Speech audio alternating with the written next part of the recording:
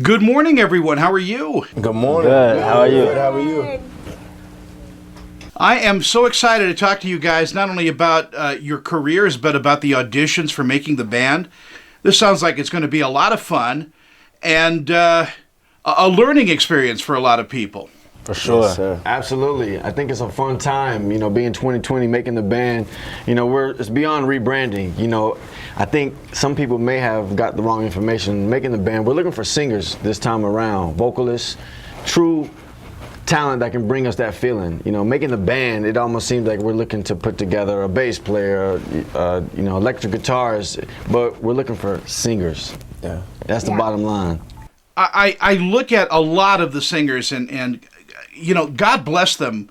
They're all trying, but have we lost the soul in hip hop, or is that still very much a presence in the industry? I don't think we've lost the soul. I think that they've tried to manufacture it. So that is actually why Sean, who took the franchise on in 2002, is so passionate and moved to bring the franchise back. Because you're right, it's out there, but you're right, it may be missing in popular music. And that's why his passion to bring R&B music back and obviously pop element, the popular aspect of it. Pop music has always been built on R&B music, so we want to bring back the feeling, talking about love, open the categories up, open the subject matters up, real songwriting, real vocalists performing, and that's why he's sending his boys out, Combs Cartel and MTV. We're going to Atlanta on the 28th. We're in Atlanta on the 20th and 29th this weekend. We're going to Houston on the 7th and the 8th. Charlotte. Of March. We're going to Charlotte, March 13th and 14th. And of course, we'll be in New York, where the first Making the Band was shot on March 21st and 22nd. You can go to mtv.com for the dates and locations. Yeah, and we're posting the dates up as we speak as well. I mean, you guys are all over the country. It must be heartbreaking to tell somebody no. It's heartbreaking, but you also have to look at it as you're just helping them walk into their truth. You're just being honest with them, and just helping them better their craft. And we're giving corrective criticism, so it'll be the truth, but how to get better with the truth. Yeah, and I mean, it feels hard because you know that people when you really meet someone who's putting it all out there. But you have to remember, this music industry is competitive. So our no's really mean a later yes. And what we don't want to do is put any young, talented artist in a position where they're not ready to take on what is expected of them. Yeah, having success hit you overnight has got to be a real problem for some people too. And I hope you guys have classes about how to deal with success, because it's an amazing, life-changing event just to be on a show like Making the Band. That's what this platform is actually doing as well, and providing that information that sometimes maybe isn't informed to true dreamers, true artists. And I think a better way to really say that is us being students all our lives. We really know what it takes, and I think that's why he put us in this position, my father, as I speak, to do this, because we know what it really takes, like you said, and that's true. The conversation is missing because the opportunity to get the information isn't there, and that's really why MTV and Puff passionately are rebooting a brand that can help provide a platform so that you can develop the artists before you put them out there. They're making these records, they're dropping these kids, and they can't sustain it. They have stage fright, they have anxieties, they're being compared and expected to do unnatural things overnight. So what we want to do is build the baddest, sustainable group of young vocalists, superstars, so that when they go out there, there's no chance of them losing, because we provided them with what they need to win.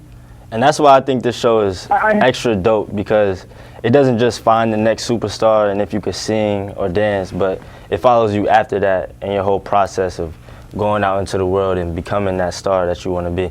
I have to ask you, growing up with Sean Combs, I mean, that's your dad. What you must have learned so much from him. Yeah, definitely learned a lot. And I'm an artist myself, and something he's told me is just the hard work and dedication is something that you cannot leave out, because that's the most important part. You have to work like an athlete, wake up early, and be on your job and constantly be thinking about your goals. And I feel like that's something that we could bring to the band and to these artists, just showing them how we grew up. Everything wasn't just handed to us. He made us work for everything. And also just highlighting the process that everything doesn't happen overnight.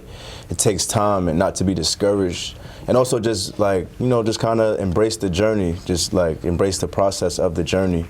And we're here just to kind of showcase that and like let that be kind of cool again, because like now it's kind of like a little stigma. If you're taking a little bit long, you're getting old. Right. It's just a lot of rush. Just, misinformation. That's right, now. LaurieAnn, what is the hardest part of your job? The hardest part of my job, I don't use the word hard, because that doesn't really resonate with my gift, right?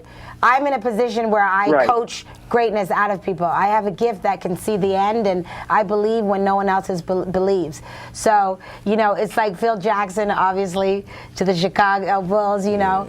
I coach greatness. I don't recognize hard, because I'm built for it. So I also have come up with Sean and a number of other superstars, but, you know, people sometimes are born with a gift and it's bigger than them at a time like this, so you want to provide them with people who know how to help them fight, help them become.